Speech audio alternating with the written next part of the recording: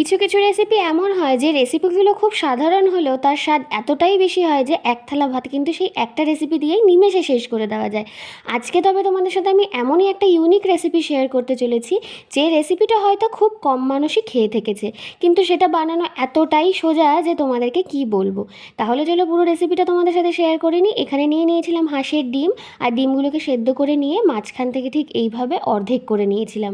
এবার ডিমের ওপর থেকে দিয়ে দিলাম কিছুটা হলুদ গুঁড়ো আর কিছুটা লবণ, দিয়ে ডিমটাকে ভালো মতো কিন্তু মেখে নিচ্ছি। আর এই রেসিপিগুলো কিন্তু বেসিক্যালি আমার দিদার থেকেই শেখা, তাই এগুলোর স্বাদ কিন্তু সত্যিই আমার কাছে ভীষণই স্পেশাল। খুবই ইউনিক একটা রেসিপি আর খুব চটপটও কিন্তু তৈরি হয়ে যায়। আর এটা এতটাই টেস্টি হয় যে একবার কিন্তু তোমরা আমার কথা এটা অবশ্যই বাড়িতে ট্রাই করে দেখো। দেখো ডিমের সাথে ভালো মতো হলুদ নুন মাখানো হয়ে গেছে। এবার একটা মিক্সিং জার নিয়ে তাতে দিয়ে দিলাম কালো সর্ষে, দিয়ে দিলাম কিছুটা পোস্ত, আর তারই সাথে দিয়ে দিলাম বেশ খানিকটা কোরানো নারকেল। আর এই নারকেল কোরানোটা কিন্তু অবশ্যই দেবে, এতে টেস্টটা ভীষণই ভালো হয়। আর তারই সাথে দিয়ে দিলাম দুটো কাঁচা পাকা লঙ্কা, দিয়ে সব কিছু সামান্য একটু জল দিয়ে একটা স্মুথ পেস্ট করে নিলাম। এবার এই পেস্টটা দেখো ঠিক এতটাই কিন্তু গাঢ় হতে হবে, বেশি জল জল হলে কিন্তু একদমই হবে না। পেস্টটাকে একটা বাটির মধ্যে ঢেলে নিয়ে তাতে দিয়ে দিলাম পরিমাণ মতো লবণ, কিছুটা হলুদ গুঁড়ো, দিয়ে দিলাম সামান্য একটু শুকনো লঙ্কার গুঁড়ো, আর দিয়ে দিলাম সামান্য একটু চিনি, আর একই সাথে দিয়ে দিলাম বেশ খানিকটা সর্ষের তেল। এবার এই মশলার সাথে সব কিছু কিন্তু খুব ভালো করে মিশিয়ে নিচ্ছি। মশলাটা খুব ভালো করে মিশিয়ে নেওয়ার পরে এবার কিন্তু ওই যে হলুদ আর নুন মাখানো ডিমগুলো ছিল সেগুলোকে কিন্তু একে একে এর মধ্যে দিয়ে দিলাম। আমি এখানে হাঁসের ডিম ব্যবহার করেছি, যেটার জন্য টেস্টটা খুব ভালো আসে। তবে হাঁসের ডিম না থাকলে তোমরা কিন্তু নর্মাল ডিম দিয়েও এটা তৈরি করতে পারো, সেটাও কিন্তু খেতে খুবই ভালো লাগে।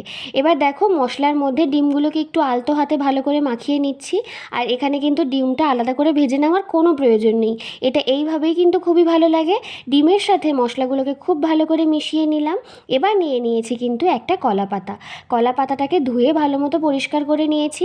এবার এই পাতার ওপরে দিয়ে দিলাম সামান্য একটু সর্ষের তেল, আর তেলটাকেও পাতার ওপরে ভালো করে কিন্তু মাখিয়ে নিচ্ছি। এবার আর কি ওই যে মেখে রাখা ডিমগুলো ছিল সেই ডিমগুলোকে পাতার ওপরে এক এক করে কিন্তু সাজিয়ে নিলাম। আর এই ডিমগুলোকে দেওয়ার সময় একটু মশলা হাতে করে নিয়েই ডিমগুলোকে রাখবে, আর তার উপরে যে এক্সট্রা মশলাগুলো থাকবে সেগুলোও কিন্তু সুন্দর করে সাজিয়ে দিতে হবে ওই পাতার ওপর। পাতাটা এখানে একেবারে রেডি করে নিয়েছি। তোমরা চাইলে পাতাটাকে কড়াইতে বসিয়েও সাজিয়ে নিতে পারো, তাতে কিন্তু পাতাটা ছিঁড়ে যাওয়ার কোনো চান্স থাকে না। আমি একটা প্লেটের মতো করে সাজিয়ে নিয়ে আলতো হাতে কড়াইয়ের ওপর বসিয়ে দিলাম, আর ঢাকা চাপা দিয়ে রেখে দিয়েছিলাম 10 থেকে 12 মিনিটের মতো।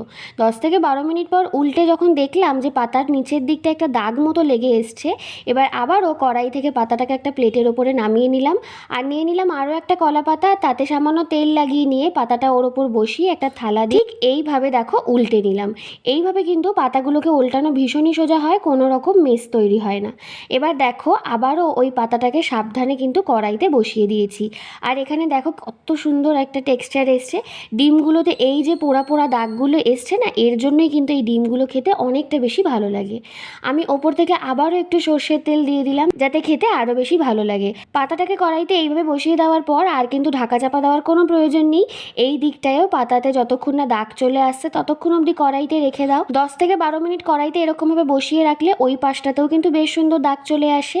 ব্যাস এবার একটা প্লেটে নামিয়ে নিলাম। গরম গরম ভাতের সাথে এই ডিম পাতুরিটা সার্ভ করে দাও, দুর্দান্ত লাগে। এইরকমভাবে ডিম পাতুরি কিন্তু অবশ্যই বাড়িতে একবার ট্রাই করে দেখো, আর আমাকে জানাতে ভুলো না কেমন লাগলো। আজকের ভিডিওটা এই পর্যন্তই।